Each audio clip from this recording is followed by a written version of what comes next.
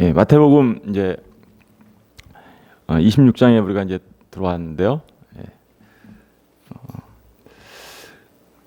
26장을 보시면 이제 이때부터 예수님께서 모든 가르침을 마치시고 이제 십자가를 향해서 나가시는 모습을 이제 우리가 볼 수 있습니다.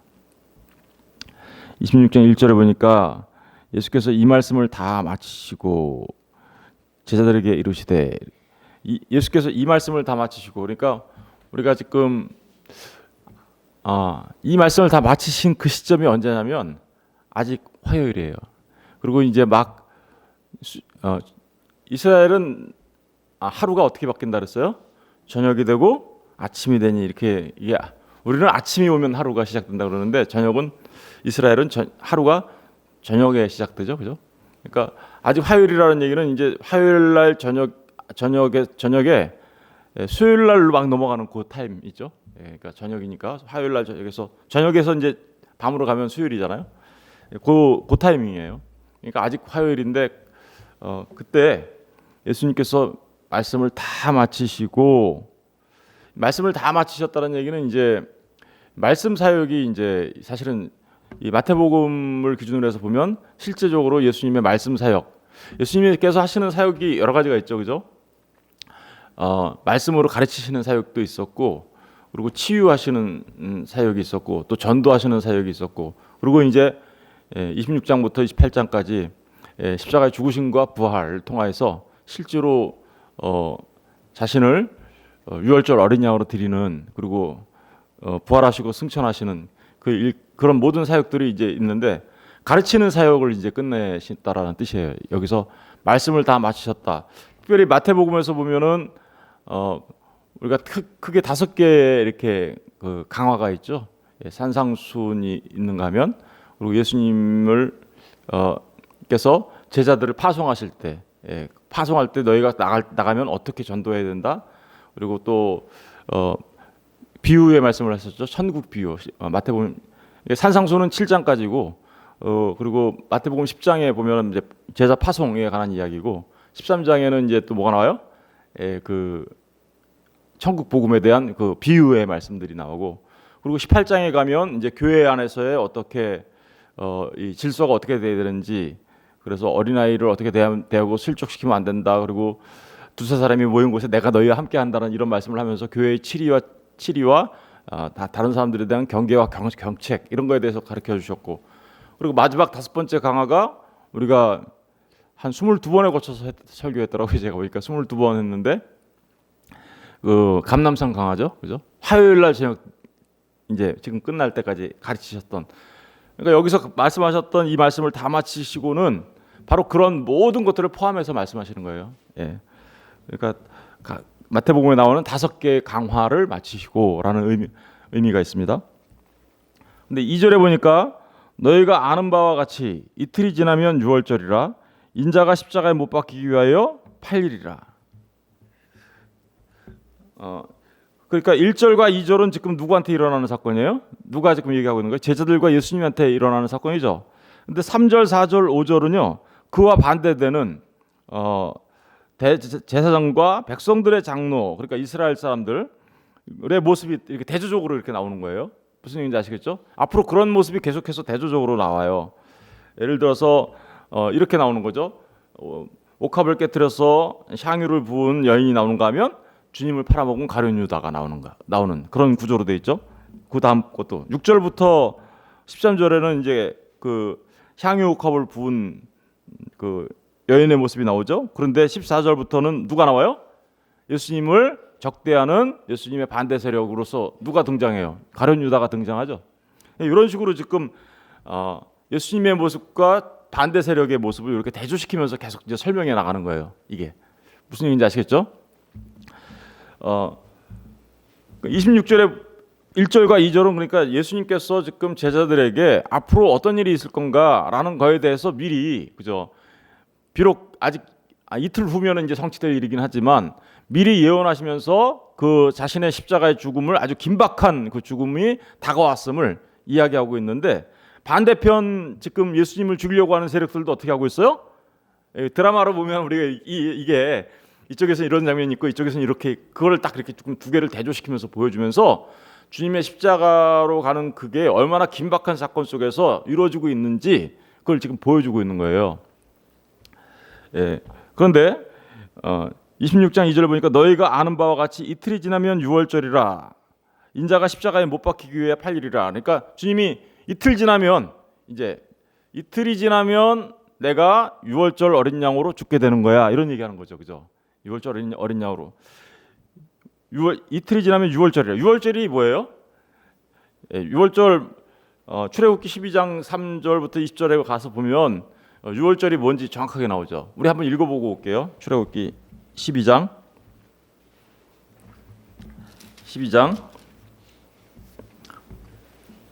1절부터 20절까지인데요. 시간이 좀 걸려도 이 내용은 꼭 한번 읽어보는 게 좋겠습니다. 제가 한 절 읽고 여러분이 한 절 읽고 그렇게 하도록 하겠습니다. 12장 1절부터 20절까지. 여호와께서 애굽 땅에서 모세와 아론에게 일러 말씀하시되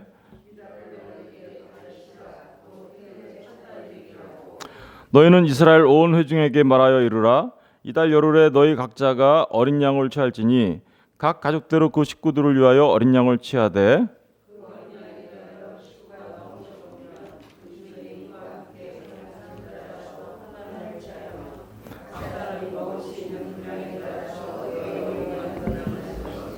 너희 어린 양은 흠 없고 1년 된 수컷으로 하되 양이나 염소 중에서 취하고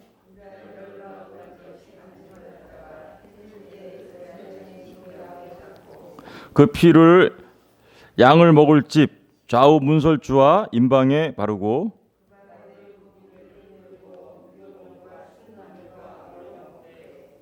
날것으로나 물에 삶아서 먹지 말고 머리와 다리와 내장을 다 불에 구워 먹고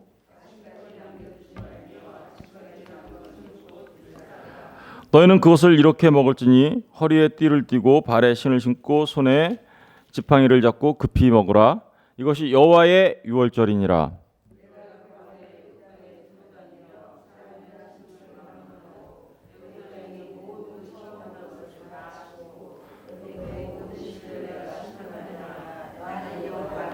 내가 애굽 땅을 칠 때 그 피가 너희에게 사는 집에 있어서 너희를 위하여 표적이 될지라. 내가 피를 볼 때 너희를 넘어가리니 재앙이 너희에게 내려 멸하지 아니하리라.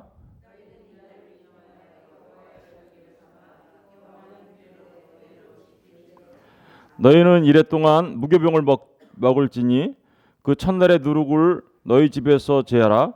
무릇 첫날부터 일곱째 날까지 유교병을 먹는 자는 이스라엘에서 끊어지리라.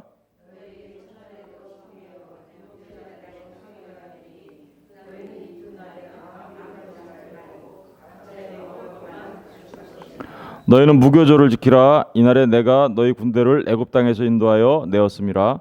그러므로 너희가 영원한 규례로 삼아 대대로 이 날을 지킬지니라.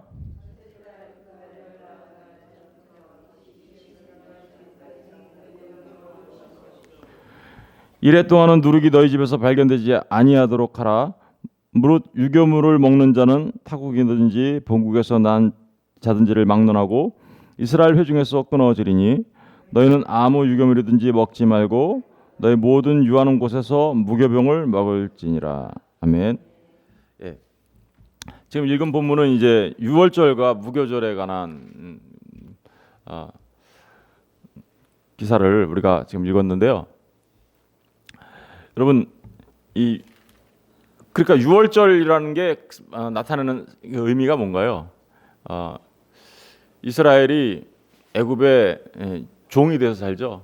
종이 돼서 사는데 그들의 탄원을 하나님께서 들으시죠, 그죠? 하나님께서 들으시고 그 애굽에 종살이를 하고 있는 이스라엘을 구원해내기 위하여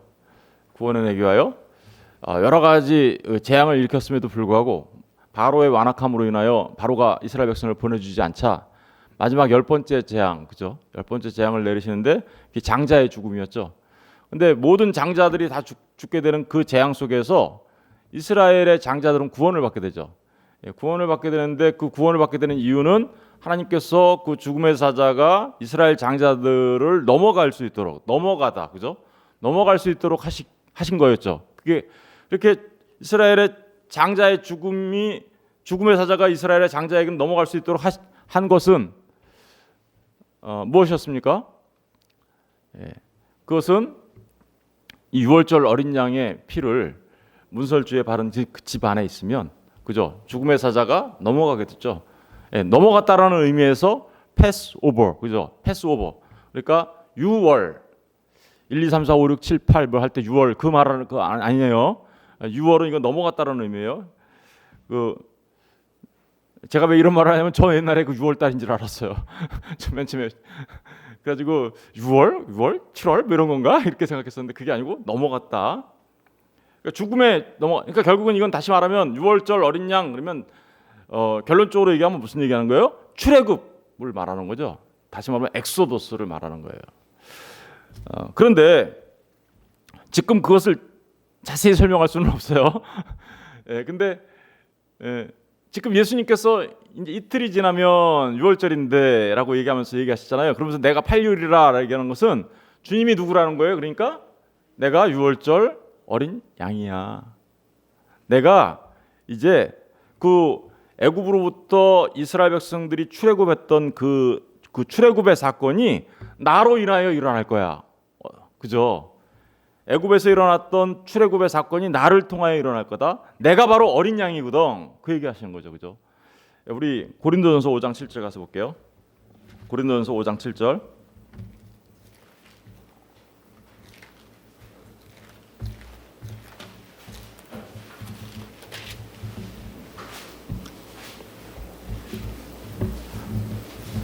오장 7절을 다 같이 한번 읽어보겠습니다. 시작. 너희는 누룩 없는 자인데 새 덩어리가 되기 위하여 묵은 누룩을 내버리라. 우리의 유월절 양 곧 그리스도께서 희생되셨느니라. 유월절 양이 누구래요? 예수 그리스도를 말하는 거죠. 그러니까 주님이 지금 이틀 후면 내가 유월절에 내가 팔리울 거다라고 얘기하는 것은 이제 그 출애굽 사건이 다시 나의 죽음을 통하여 일어나게 되는 거야 라는 것을 지금 말하고 있는 거죠. 그러면 그 출애굽 사건이 예수님의 죽음을 통하여 일어난다라는 말은 뭔가요? 누가 출애굽한다라는 거예요? 그렇죠. 예수님과 하나 된 모든 예수님을 믿는 자들이 결국은 어떻게요?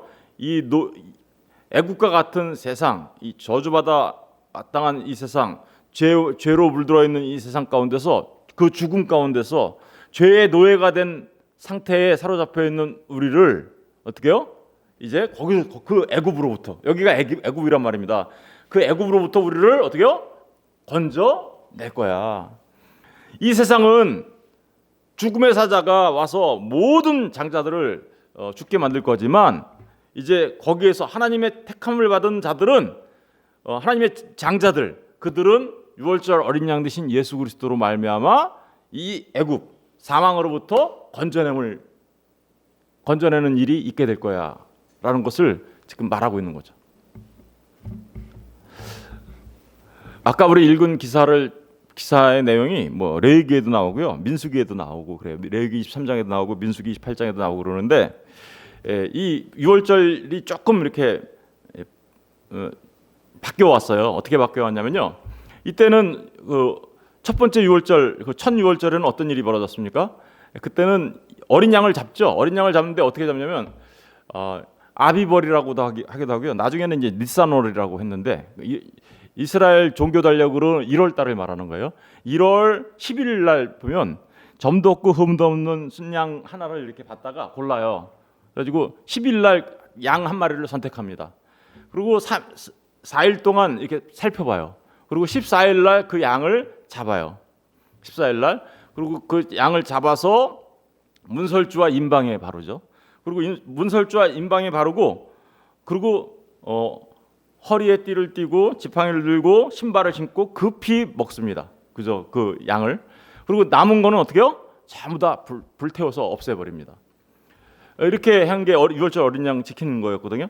근데 이게 나중에는 이제 좀 바뀌어요. 유월절을 지킬 때 어떻게 하냐면 이제 정막 시대로 가게 되면 좀 바뀌죠. 정막에 가면 어떻게 바뀌어요? 유월절 어린 양을 잡으면 그 피를 임방과 문설주에 바르는 게 아니죠. 어디다 발라요? 제단에다가 바르게 되고요. 제단에다 바르게 되고, 그리고 먹는 거가 유월절 어린 양을 먹는 게 그때는 가정 집 안에서 이걸 먹었잖아요. 급히, 그죠? 근데 나중에는 이제 성전 안에서 이제 이런 성막 안에서, 성막이 곧 나중에 성전이니까, 그 성전 안에서 일어나게 되고요. 서서 급하게 먹던 사람들이 앉아서 먹기 시작해요. 앉아서 먹기 시작하는데, 앉아서 먹는다는 얘기는 이들이 이것을 통하여 뭐를 얻게 됐다라는 뜻이에요? 자유를 얻게 되었다라는 뜻이에요. 그래서 예수님이 실제로 이제 유월절을 지킬 때 어떻게 해요?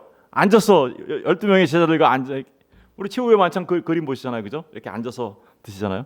그러니까 바로 이제 그런 것들을 예수님의, 근데 이 문설주가, 그러니까 문설주와 임방이 제단이 되었고, 가정집이 성전이 되었고, 서서 먹던 게 앉아서 먹게 되는 걸로 바뀌는데, 이게 그대로 다시 바뀌죠. 뭘로 바뀌는 거예요? 그게 예수님의 십자가로 바뀌는 거예요. 먹는 거는 뭘로 바뀌는 거예요? 성찬으로 바뀌는 거죠. 그죠? 그 성만찬을 하잖아요, 예수님이. 이건 내 살이요, 내 피요, 이렇게 하면서 먹고, 유월절 어린 양을 지금 먹고 마시잖아요. 이 잔은 내 피요, 이 살은, 이 빵은 내 살이요, 이러면서 주시잖아요. 먹고 마시는 게 성찬으로 바뀌는 거고요. 그리고 유월절 어린 양의 그 임방에 발랐던 피와 문설주에 발랐던 그 피, 그리고 성전 제단에 발랐던, 그래서 불에 태워졌던 그거는 뭘 말하는 거예요? 예수님의 십자가를 말하는 거죠. 이제 다 연결되셨죠, 이렇게? 이게 바로 유월절 어린 양. 그래서 다시 말하면 예수님의 십자가, 그 십자가가 바로 우리를 출애굽시키는 사건이었단 말입니다. 그리고 그 살과 피를, 주님이 주신 그 살과 피를 먹은 자들이 실제로 누구라는 거예요? 그 출애굽 사건에 참여한 자들이 된 거야 라는 뜻이에요. 유월절 어린 양, 주님이 아까 고린도전서 5장 7절에 보면 그분이 그랬죠. 유월절 어린 양 그리스도께서 희생되셨느니라. 그러니까 저와 여러분이 예수님의 살과 피를 먹은 자가 되면 우리 지금 어디에 참여한 사람들이에요? 우리 유월절, 우리 뭐한 사람들이에요? 우리 출애굽한 사람들이에요. 우리 출애굽 그 자체가 뭐예요? 구원이잖아요. 물론 그것이 구원의 완성은 아니죠, 그죠? 구원 거기서부터 이제 홍해를 건너야 되고 또 뭐 광야를 가야 되고, 그래서 마침내 우리 지금 그걸 하고 있는 거잖아요, 그죠? 우리 지금 어디 가고 있어요? 광야길 가고 있는 거잖아요, 그죠? 출애굽해서 홍해 바다 건너 광야길 가고 있는 저와 여러분 모두가 언젠가는 마침내 그 가나안 땅에 이제 도착하게 되겠죠? 우리가 요단강을 건너면, 지금 그 똑같이 이야기하고 있는 거죠. 예수님께서 지금 그런 얘기를, 이제 이틀 뒤에 내가 유월절 어린 양으로 팔리리라 라는 말은 바로 그런 의미를 담고 있었던 겁니다. 사도 세례 요한은 예수님을 그래서 어떻게 해요? 세례를 주기 전에 뭐라 그랬습니까? 예수님한테 보라, 세상 죄를 지고 가는 하나님의 어린 양, 하나님의 어린 양, 이렇게 얘기하죠. 그 세상 죄를 지고 가는 하나님의 어린 양이 이제 마침내 십자가에 달려 그 피를 흘려 주심을 통하여서, 그죠? 그 어린 양이 피 흘려서 문설주와 임방에 발려지니까 그 죽음의 사자가 넘어간 것처럼 저와 여러분에게 그 피를 우리가 먹고 마신다는 얘기는 그 예수님의 피가 우리 마음의 문설주와 임방에 발려진다는 뜻이잖아요, 그죠? 그래서 다시는 죽음이 우리를 엄습하지 못하도록, 그죠? 죽음이 넘어가도록. 그래서요, 저와 여러분은요 이제 우리도 언젠간 죽긴 죽겠죠. 그러나 죽어도 우리는 그래서 어떻게 해요? 살아요. 그것도 어떻게 살아요? 영원히. 누구와 함께? 주님과 함께. 바로 그 얘기가 바로 유월절의 의미입니다. 이제 본문 26장 2절로 돌아가면, 너희가 아는 바와 같이 이틀이 지나면 유월절이라, 인자가 십자가에 못 박히기 위하여 발리리라. 이제 근데 그 반대편에 있는 사람들이 예수님께서 이렇게 이제 이틀 뒤에 일어날 일에 대해서 예언하셨어요, 그죠? 정확하게 알고 계셔요. 근데 3절에 보니까 그때 대제사장들과 백성들의 장로들이 가야바라 하는 대제사장의 관정에 모여 예수를 흉계로 잡아 죽이려고 의논하되 말하기를 밀란이 날까 하노니 명절에는 하지 말자 하더라. 그때에, 그러니까 예수님이 지금 나 이틀 뒤에 팔릴 거야라고 제자들과 말하고 있는 그때에, 그죠? 저쪽에서는 어떻게 하고 있어요 지금? 대제사장과 백성들의 장로들이 가야바라는 대제사장의 관정에 모였대요. 사실은 그러니까 이 가야바라는 대제사장의 집에 관정에 모여서 뭐 하고 있는 거예요? 이틀 뒤에 예수를 잡아서 예수를 어떻게 살아서 잡아가지고 죽여야 되겠다라는 그 생각을 모의를 하고 있는 거죠. 모의 일종의, 좀 다른 말로 하면 작당하고 있는 거죠. 이게 예수님을 잡으려고. 그것도 어떻게 잡으려고 그래요? 흉계로. 사실은 죄 없는 자들을 이 사내들인 공회라고 하거든요. 사내들인 공회는 이제 대제사장과 서기관과 족장들, 그러니까 대제사장 그쪽에서 24명, 서기관들 쪽에서 24명, 그리고 족장들 쪽에서 24명. 그래서 총 몇 명으로 구성되냐면 72명으로 구성되어 있는데, 그 사내들인 공회원들이 이렇게 모여가지고 지금 작당하는 거예요. 사실은 작당을 하는데, 당시에 그 제사장이 누구래요? 가야바, 그죠? 사실은 이 가야바가 제사장인 거는요 완전히 불법이에요. 왜냐하면요, 원래 대제사장은요 종신직이에요. 죽으면 죽으면 그 대제사장이 그 아들에게 물려갔죠. 왜? 아론이 죽으니까 어떻게 해요? 아론의 아들한테 이렇게 가잖아요. 이게 대제사장은, 그러니까 대제사장은 죽으면 그 다음에 이렇게 세습 때는 세습이에요. 아들한테 이렇게 가는 그거였는데, 사실은 그 전에 가야바가 대제사장 하기 전에 누가 대제사장 했냐면요, 안나스라는 사람이 대제사장을 했어요. 왜 제가 이 얘기를 하냐면, 어떤 데 보면 안나스가 대제사장으로 나오고 어떤 데는 가야바가 대제사장으로 나오고, 누가 보면은 안나스가 대제사장이었어 이렇게 막 얘기 나오니까 헷갈려요. 근데 그걸 우리가 잘 알아야 됩니다. 이때 당시에는 완전히 불법으로 대제사장이 막 임명됐어요. 대제사장이 누구의 손에 의해서 임명이 됐냐면요, 총독들의 손에 의해서 막 임명이 됐어요. 안나스라는 사람은요, 구레뇨 총독 있죠. 총독 구레뇨에 의해서 AD 6년에 임명이 됐어요.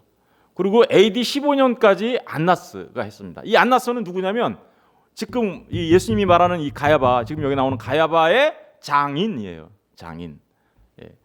그런데 구레뇨에 의해서 임명된 이 안나스가 AD 15년에 해임이 됩니다. 그러니까 해임이 되니까 어떤 일이 벌어지냐면, 이스마엘이라는 사람이 그 다음에 제사장이 됩니다. 복잡해요.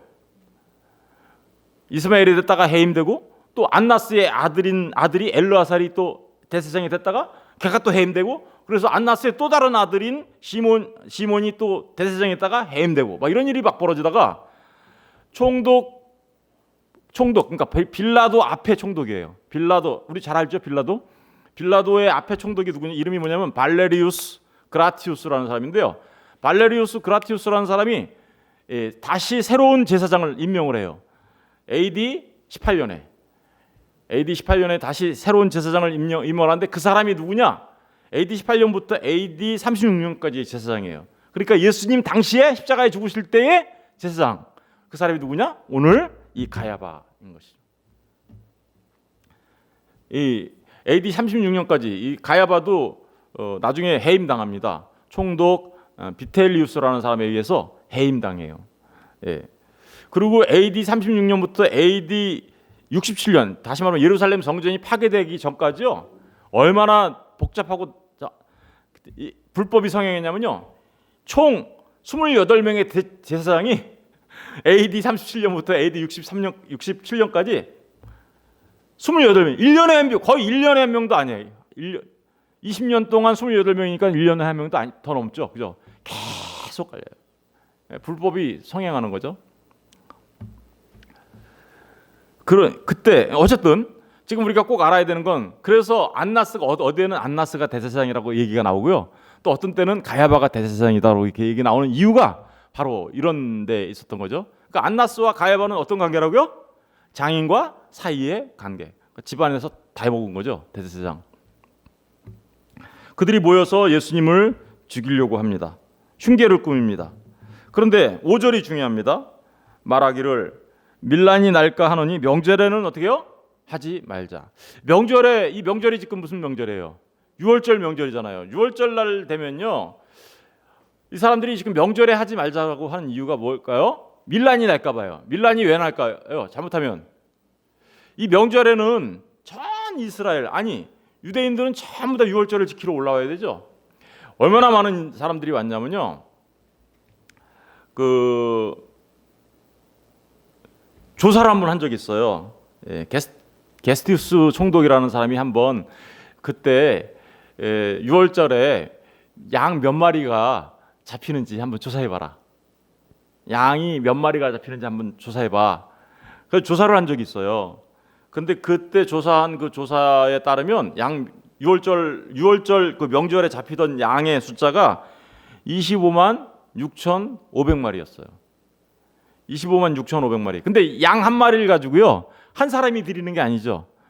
6월절에 보면 식구가 작으면 양 한 마리 가지고 몇 가정이 이렇게 모여서 한 마리를 잡았죠. 이때 당시에는 예수님 당시에는 양 한 마리를 가지고 평균적으로 10명 정도가 이 6월절 어린 양으로 드렸어요. 그러면 25만 6,500마리를 10명이 잡혔고 10명 정도가 그 한 마리를 드렸다면 몇 명이 모인 거예요? 256만 5천 명이 모인 거죠. 아니, 맞나요? 256만. 예.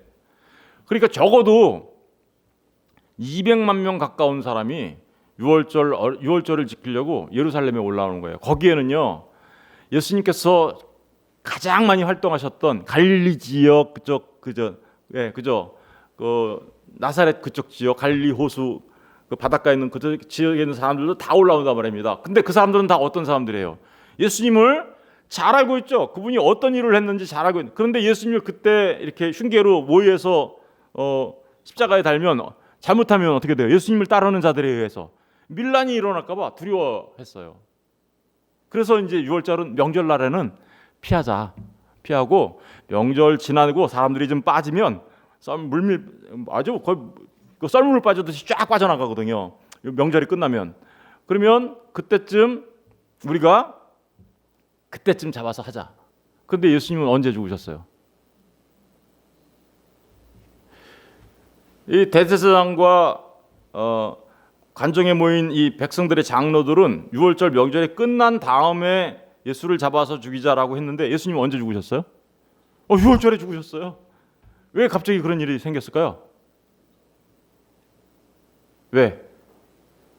갑자기 이 서기관과 대제사장과 백성들의 장로들의 계획이 완전히 바뀌어가지고요, 급하게 시행이 됐어요. 6월절에, 그죠? 예수님이 6월절 어린 양으로 죽잖아요, 그죠? 왜 그랬을까요? 이유는 뭘까요? 이유는 간단해요. 여러분이 잘 알고 있는 거예요. 가룟 유다가 갑자기 주님을 배신을 해요.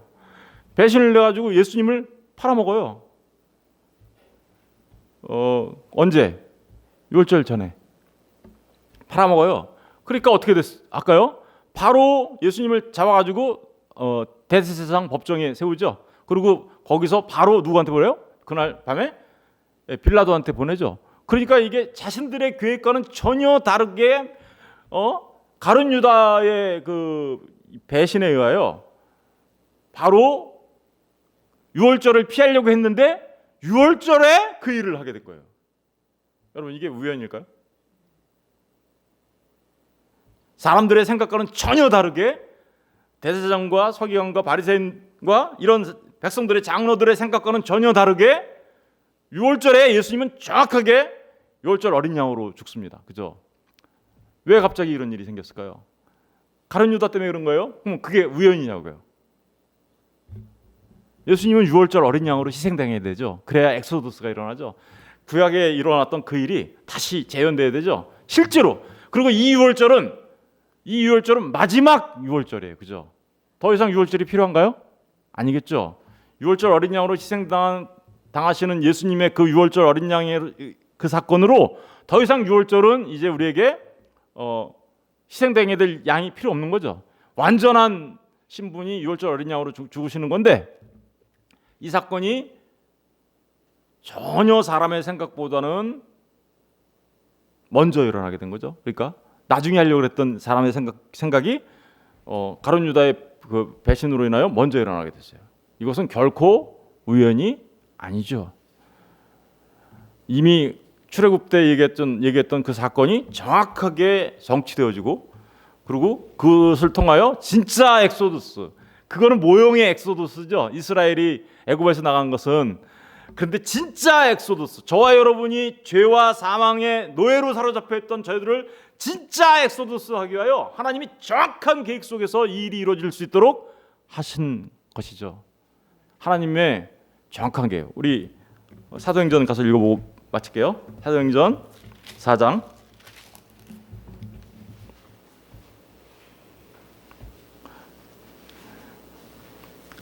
27절 28절 한번 읽어볼게요. 사도행전 4장 27절 28절. 과연 헤롯과 본디오 빌라도는 이방인과 이스라엘 백성과 합세하여 하나님께서 기름 부으신 거룩한 종 예수를 거슬러 하나님의 권능과 뭐대로요? 뜻대로 이루려고 예정하신 그것을 행하려고 이 성에 어떻게요? 모였나이다. 여러분, 아까 그 가야바의 그 집에 뜰에 모여가지고 소위 말하면 작당 모의를 하죠. 근데 그게 우연히 일어난 거래요? 아니면 하나님의 뜻과 계획 속에서 예정대로 일어난 거래요? 예정대로. 여러분, 정말 놀라운 일이죠, 이게. 그러니까 사람들은 예수님을 6월절 뒤에 어떻게 싹 이렇게 피해서 하려고 그랬는데, 하나님께서 세우신 그 6월절 어린 양은 하나님의 뜻대로, 그죠?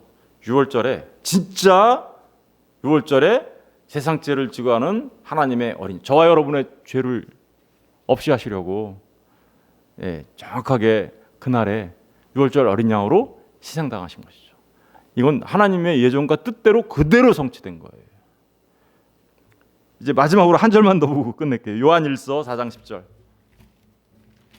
요한일서 4장 10절. 그런데 주님 하나님께서 그렇게 정확하게 예정하신데 그때에 주님을 6월절 어린 양으로 정확하게 삼으신 이유는 여기 있습니다. 4장 10절을 우리 다 같이 읽어볼게요. 요한일서 4장 10절 시작. 사랑은 여기 있으니 우리가 하나님을 사랑한 것이 아니요 하나님이 우리를 사랑하사 우리 죄를 속하기 위하여 화목제물로 그 아들을, 주님이 6월절 어린 양으로 죽으신 것은요 하나님의 사랑이 확정된 거죠.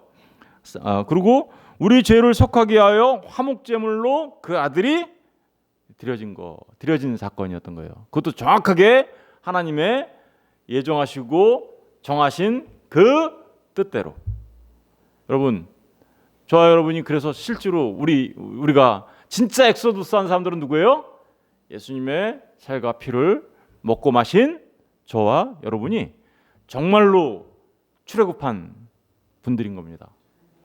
죄와 사망이 더 이상 우리를 어찌할 수 이제 없습니다. 그래서 우리가 죄와 사망의 법에서 어떻게요? 해방됐다고 얘기하는 거예요.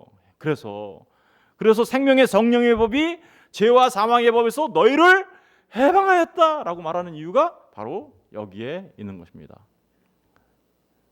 여러분, 남은 인생을 불평할 시간이 어딨어요? 우리가 이렇게 감사한 일이 우리한테 일어난 건데 정말 감사하시면서 살아가시기 바라고요. 주님이 우리에게 주신 그 자유를 정말 주의 영광을 위해서 사용하시며 살아가는 저와 여러분 되셨으면 좋겠습니다. 기도하겠습니다.